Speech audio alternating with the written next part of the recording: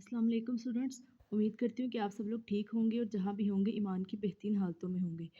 तो आज हम एक्सरसाइज 1.5 स्टार्ट करने जा रहे हैं। 1.5 एक्सरसाइज के अंदर हमारे पास एक कॉन्सेप्ट होगा डिटर्मिनेंट और एक होगा multiplicative inverse of a matrix. तो आइए सबसे पहले हम डिटर्मिनेंट को डिस्कस करते हैं कि डिटर्मिनेंट क्या है। इससे पहले मैं आपको ये बता दूँ कि जो डिटर्मिनेंट वाला क्वेश्चन है ये वेरी इंपॉर्टेंट है। ये एक क्वेश्चन आपको एग्जाम में लाजमी आना है, ठीक है। देखिए determinant of a 2 by 2 matrix let A is equal to A B C D B या 2 by 2 square matrix determinant of A denoted by det A और A modulus is defined as. सबसे पहले आप देखिए कि एक हमारे पास मैट्रिक्स दिया हुआ है ए बी सी डी और उस मैट्रिक्स का जो है ऑर्डर वो बराबर होना चाहिए। वो 2 by 2 मैट्रिक्स होना चाहिए, मतलब ज़रूरी नहीं 2 by 2, बस ऑर्डर बराबर होना चाहिए उसका, ठीक है। और उसके बाद देखिए ये जो साइन है ना ये डिटर्मिनेंट को शो करता है, यानी कि जो मैट्रिक्स हमें दिया गया है ना, जैसे ए दिया है तो मैट्रिक्स के साइन बेसिकली ये होते हैं, लेकिन जब हमने उसका डिटर्मिनेंट लेना है तो साइन हमारे पास ये मॉडुलस के आने चाहिए, ठीक है। क्योंकि ये साइन जो है ये बाद में आपके नेगेटिव आंसर को पॉजिटिव कर देते हैं। अच्छा जी, देखिए अब इसका डिटर्मिनेंट लेना है, या तो आपने ये साइन लगाना है या आपने डेट ए लिखना है, ठीक है।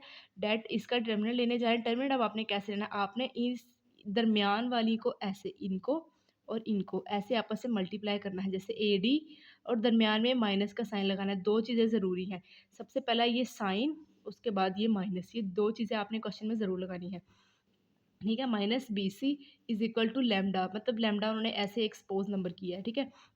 हम एग्जाम्पल से समझेंगे। Let B is equal to 1 1 - 2 3। अब इसका टर्मिनेंट कैसे लेना है, आप देखें मैट्रिक्स का साइन चेंज हो गया, टर्मिनेंट के साइन में आ गया, ठीक है। 1 1 - 2 3। अब 1 × 3 minus minus 2 multiply by 1, 3 1 = 3 plus minus minus plus 2 1 = 2 is equal to 5। अब इसका टर्मिनेंट हमारे पास क्या आ चुका है 5, ठीक है। तो इस तरह आप इसके टर्मिनेंट लेंगे। अब है हमारे पास singular and non singular matrix. Singular matrix कौन सा होता है, नॉन सिंगुलर मैट्रिक्स कौन सा होता है। A square matrix A is called singular if the determinant of A is equal to 0। यानी कि अगर किसी भी मैट्रिक्स का डिटर्मिनेंट 0 के बराबर आता है तो वो हमारा होता है singular matrix. For example A is equal to 1 2 0 0 is a singular matrix since det A is equal to, इसका डेट क्या है 1 0 0, ठीक है, -2 0 0 तो 0 है, ये 0 के बराबर आ गया। इसका मतलब है कि ये कौन सा मैट्रिक्स है, ये सिंगुलर मैट्रिक्स है। उसके बाद है non singular. A square matrix A is called a non singular matrix determinant of A is not equal to 0। अगर किसी मैट्रिक्स का टर्मिनेंट 0 के बराबर नहीं आता तो वो नॉन सिंगुलर मैट्रिक्स होगा, और अगर 0 के बराबर आता है तो वो सिंगुलर मैट्रिक्स होगा, ठीक है। ये डेफिनेशन आपने इसकी अच्छे से याद कर लेनी है दोनों की। अब हम आते हैं एडजॉइंट ऑफ अ मैट्रिक्स की तरफ, कि मैट्रिक्स का एडजॉइंट कैसे लेते हैं। Adjoint of a matrix square matrix, ठीक है, A is equal to A B C D is obtained by interchanging the diagonal entries and changing the sign of other entries. Adjoint of matrix is noted as adjoint A, ठीक है। ये इसका denote करने का जो sign है। Joint matrix से कैसे ऑब्टेन किया जाता है कि जो ये डायगोनल एंट्रीज है इनकी आपने आपस में पोजीशन चेंज कर देनी है, और जो अदर डायगोनल एंट्रीज है उनके साइन चेंज कर देने हैं। यानी कि अगर यहाँ पर देखें प्लस प्लस का साइन है, और यहाँ पर जब हम इसका जॉइंट लेंगे तो हमने प्लस के साइन को माइनस में चेंज कर दिया, अगर माइनस होता तो हम प्लस में चेंज कर देते, और इनकी आपस में पोजीशन चेंज कर दी गई है। जैसे यहाँ पर ए था, यहाँ डी कर दिया, यहाँ पर डी था, यहाँ पर ए कर दिया, ये होता है एडजॉइंट। जैसे कि यहाँ पर एक एग्जांपल से बताया गया है, if A is equal to 1 2 3 0 then adjoint A is equal to. अब एडजॉइंट कैसे लिए, जो डायगोनल एंट्रीज है ये वाली हमारी डायगोनल एंट्रीज ही होती है ना, इनकी पोजीशन चेंज कर दी, यानी 1 की जगह 0, 0 की जगह 1 आ गया। और जो अदर डायगोनल एंट्रीज है उनके हमने साइन चेंज कर दी, यानी कि 3 और 2 के साथ प्लस था, तो जब हमने उनका एडजॉइंट लिया है तो -2 और -3 हो गया, ठीक है। उसके बाद एक कॉन्सेप्ट है multiplication inverse of a non singular matrix. यानी कि मल्टीप्लिकेटिव इन्वर्स हमें क्वेश्चन में पूछा जाएगा कि आप मल्टीप्लिकेटिव इन्वर्स बताएं, तो मल्टीप्लिकेटिव इन्वर्स हमेशा नॉन सिंगुलर मैट्रिक्स के लिए जाते हैं, यानी कि ऐसे मैट्रिक्स जिनकी डिटर्मिनेंट लेने से आंसर 0 के बराबर ना आए उनके ही मल्टीप्लिकेटिव इन्वर्स लिए जा सकते हैं, ठीक है। यहाँ पर इसलिए उन्होंने लिखा है कि multiplicative inverse of a non singular matrix, ठीक है। Let A and B be two non singular square matrices of same order, ये बात भी आपने अच्छे से याद रखनी है। Then A and B are said to be multiplicative inverse of each other, ठीक है। उन्होंने कहा ए और बी फिर आपस में मल्टीप्लिकेटिव इन्वर्स होंगे एक दूसरे के, जैसे ए बी बी ए बराबर होगा आइडेंटिटी के, ठीक है। The inverse of A is denoted by A inverse, ये वाला साइन जो है ये ए इन्वर्स का है, थर्स। अब क्या होगा, A into A inverse is equal to A inverse A is equal to identity. Inverse of a matrix is possible only if matrix is non singular. वही बात के इन्वर्स ऑफ अ मैट्रिक्स तभी possible होगा जब matrix हमारा non singular होगा। Non singular matrix कौन सा होता है? जिसके डिटरमिनेंट का आंसर जीरो के बराबर ना आए। अब ये देखो जो बॉक्स में लिखा हुआ है कि inverse of identity matrix is identity matrix. अब आइडेंटिटी मैट्रिक्स कौन सा होता है? आइडेंटिटी मैट्रिक्स ये वाला होता है ना, ये वाला 1 1 0 0। उन्होंने कहा आइडेंटिटी मैट्रिक्स का जो इन्वर्स है यानी इसका उल्टा है वो आइडेंटिटी मैट्रिक्स ही आएगा, ठीक है। उसके बाद है inverse of a matrix using adjoint. अब एडजॉइंट को यूज़ करते हुए हमने मैट्रिक का इन्वर्स कैसे फाइंड करना है। सबसे पहले आपको एक मैट्रिक्स दिया गया है A B C D be a square matrix to find the inverse of M det is. Inverse क्या है? ये मल्टीप्लिकेटिव इन्वर्स हम फाइंड कर रहे हैं, ठीक है। First we find the determinant as inverse is possible only of a singular non singular matrix. सबसे पहले जब हमने एक किसी भी मैट्रिक्स का इन्वर्स फाइंड करना है एडजॉइंट को यूज़ करते हुए, तो हमने सबसे पहले उसका जो मैट्रिक्स है उसका डिटर्मिनेंट लेना है। क्यों लेना है? क्योंकि इन्वर्स इज़ पॉसिबल ओनली, सिर्फ इन्वर्स उनका पॉसिबल है जो कि नॉन सिंगुलर मैट्रिक्स होते हैं। देखिए एक मैट्रिक्स है हमारे पास एम, इसका डिटर्मिनेंट ले लेंगे। इसका डिटर्मिनेंट आएगा A multiply by D A D minus B C is not equal to zero. इस जीरो के बराबर नहीं है। इसका मतलब है कि इसका जो है हम इन्वर्स ले सकते हैं और इन्वर्स लेने का बेसिकली ये फॉर्मूला है, ठीक है। Adjoint M over M determinant, यानी कि जो भी मैट्रिक्स हमें दिया जाएगा उसका एडजॉइंट लेना है और उसको उसके डिटर्मिनेंट के साथ ही डिवाइड कर देना है। चले जी, अब एडजॉइंट लिया हुआ है, एडजॉइंट कैसे लिए गए? हम डायगोनल एंट्रीज की पोजीशन चेंज कर देनी है और दूसरे वाले एंट्रीज के साइन चेंज कर देने, साइन चेंज होंगे। ठीक है, ये तो उन्होंने एक कॉन्सेप्ट समझाया। अब एग्जांपल से देखें, let A is equal to 2 1 -1 -3 then. अब सबसे पहले हमने इसका डिटर्मिनेंट लेना है। जब इसका डिटर्मिनेंट लिया 3 2 जार 6 -6 माइनस वो जो माइनस हमने लाजमी लगाना है और दूसरे वाला minus minus one multiply by one minus one minus six minus minus plus one is equal to -5। अब ये जीरो के बराबर नहीं है, इसका मतलब है ये नॉन सिंगुलर मैट्रिक्स है।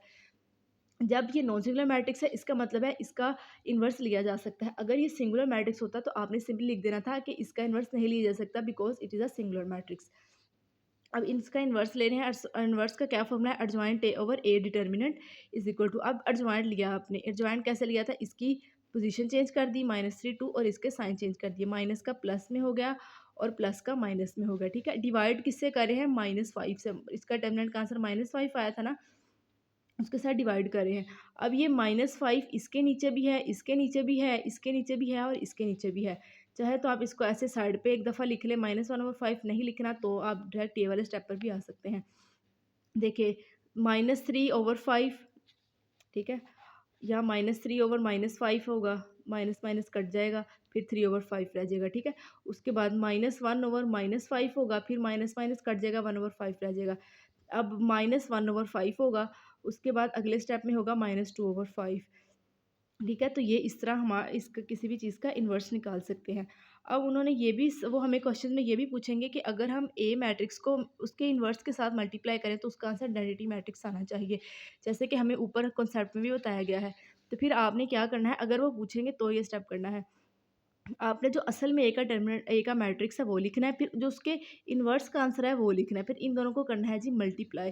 जैसे यहाँ पर उन्होंने किया हुआ है 6/2 को 3/5 से मल्टीप्लाई किया तो 6/5 आ गया, 1 को इससे मल्टीप्लाई किया है तो -1/5 आ गया। इस तरह से सबको मल्टीप्लाई करके आंसर उसका आइडेंटिटी मैट्रिक्स ही आना चाहिए और देखिए यहाँ पर आइडेंटिटी मैट्रिक्स ही इसका आंसर आया है।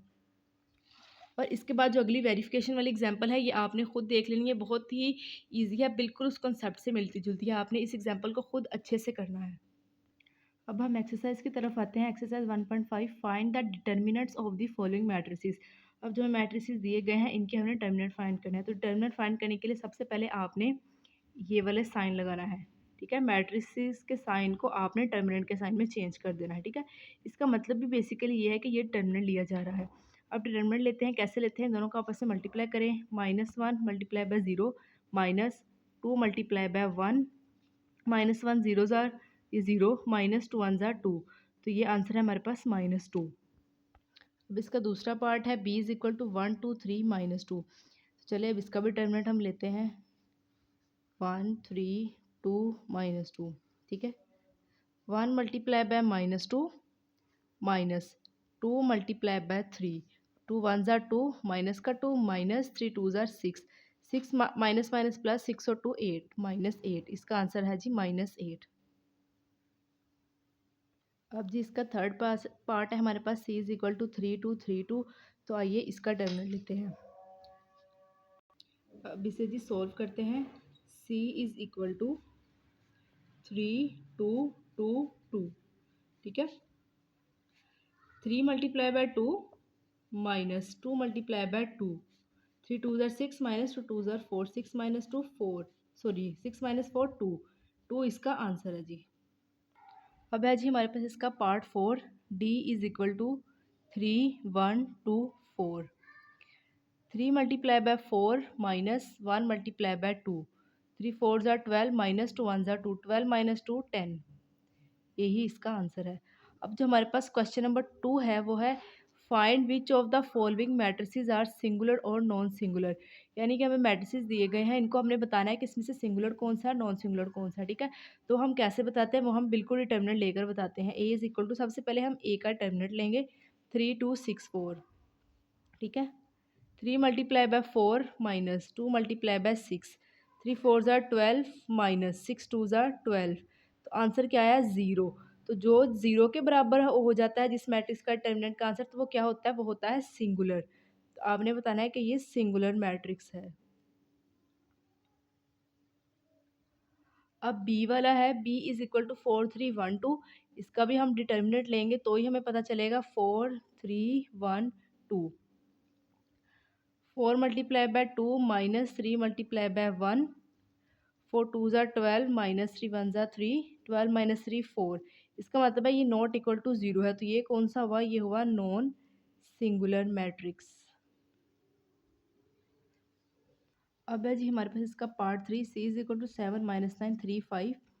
सी is equal to 7 3 minus 9 5। 7 multiply by 5 minus 3 multiply by minus 9। 7 5 ज़ा 35 माइनस माइनस प्लस 9 3 ज़ा 27। 35 को 27 में प्लस करें तो आता है 12। 3 2 5 1 6 62 is not equal to zero. इसका मतलब है ये कौन सा मैट्रिक्स है, ये मैट्रिक्स है नॉन सिंगुलर मैट्रिक्स। ठीक है, इसके साथ ही हमारे पास डी वाला पार्ट है। D is equal to 5 minus 2 minus 10 4। इसका टर्मिनल लेते हैं। 5 minus 2 minus 10 4। 5 multiply by 4 minus minus 2 multiply by minus 10। 5 4 ज़ार 20 minus minus plus plus minus minus 10 2 ज़ार 20। तो ये आंसर क्या आया जी, इसका ज़ीरो। जब आंसर ज़ीरो के बराबर है तो कौन सा मैट्रिक्स होता है, सिंगुलर मैट्रिक्स। ठीक है, ये था हमारा स्टूडेंट आज का लेक्चर्स। इंशाल्लाह नेक्स्ट वीडियो में हम बाकी क्वेश्चन डिस्कस करेंगे। तब तक के लिए रखिए अपना बहुत सारा ख्याल और मेरे चैनल को कीजिए सब्सक्राइब। अल्लाह हाफिज़।